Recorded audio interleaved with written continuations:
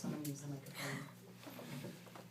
So I do most of my writing these days on my blog, The Year of Magical Dreaming, but I did publish my memoir last year, and I actually took it by Nothing But the Truth Publishing because I was so attracted to them through their women's forum they have online, ABOW. So I spoke with Chris Bronstein, the, what would you call her, CEO? Founder. The founder. And we might be doing my next book through them. So she helped out a lot in the self-publishing part because it was a bear. So any questions about that, you're welcome to ask later. So my story is called I Think I'll Make It, and this is an excerpt from the book. It was hardly a secret growing up that psychologists had predicted I would never truly lead a happy and normal life. It is doubtful those words were intended for my ears, yet that's just how I learned most things in those days. There was no telling what surprising morsels of unsugar-coated facts would either fall straight out of the horse's mouth or trickle their way down through the boys until they hit me, the baby. I was 5 when I went to therapy, twice. On the second visit, the dumb lady asked me to draw what I was feeling on a piece of plain construction paper. I was staring at the few crayons next to the page when I told her politely that I'd rather not.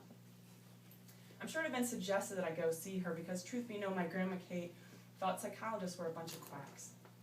When I said I didn't want to go back, nobody had so much as batted an eye, and that was the end of that. When I draw up some of my earliest and most vivid memories, what I see reminds me of the old slide projectors screening crooked, fuzzy images at random. In the earliest scenes, I am lopsidedly pigtailed, grass-stained, and clothes painfully clashing. In one frame, I am ready for my first day of preschool in my bright red pill-bottom bathing suit. I'm standing at the bottom of the stairs where my mom has met me, and through her contained laughter, she explains that a carpool isn't anything near as fun as it sounds.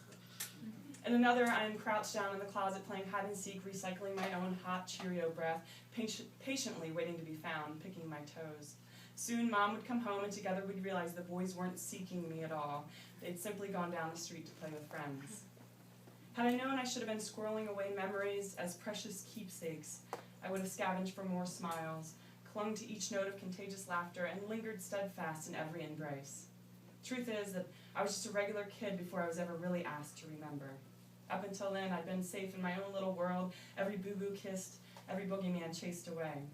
I was my daddy's darling and my mommy's little angel. Then, without warning, I wasn't. Tell us everything you know, Katie. It is very important that you try to remember everything you saw. August 11th, 1983. I am 5. I'll be in kindergarten this year. Ben is going into the 3rd grade and Jack will be in 7th. It's my mom and me today. We're on our way to my dad's office. Not sure why again, except that they have to talk. Ever since Dad left and got his new townhouse with his new girlfriend, all they do is talk. Mom pulls into the space in the front office. You can stay here, sweetie pie, I won't be long. I have some of my favorite coloring books and a giant box of crayons. I'll be fine. Time passes in terms of works of art. Goofy and Mickey and Donald are all colored to perfection before I even think to look up. Then, out of nowhere, I hear a scream. Like one I'd never heard before except on TV. Was that her? I sit still for a second, wait for another clue. That wasn't her. But something tells me to check anyway, just in case. I scramble from the way back over the seat and try to open the door, but I'm locked in. Locked? I tug at the lock, let myself out, scurry to the front window of my dad's shop, and on my tiptoes, 10 fingers to the ledge, I can see inside. Everything looks normal, like the last time I was there. Where are they? Then through the window, I see my mom at the end of the hall. I can see her through the doorway, but just her feet and part of her legs. She is still. I don't get it. Why is she on the floor? I try to open the door, but it's locked. I'm sure I knocked. I must have banged. Then again, it wasn't her. It sounded like it came from down the street, I tell myself. Someone was probably just playing. Shaking the sound from my head, I get back into the car. Only 2 pages are colored this time. Not Mickey and Friends. Snow White now. Fairy tales. My dad knocks on the window, startling me, smiling. Hey, Princess, Mom's on the phone, so you'll just see her Monday. You're coming with me, kiddo. We're going to get your brother. Everything I've seen is forgotten. My dad's convincing smile, tender voice, and earnest eyes make all my fright disappear. He told me she was on the phone, and I believed him. How was I supposed to know that dads could lie? My testimony would later become the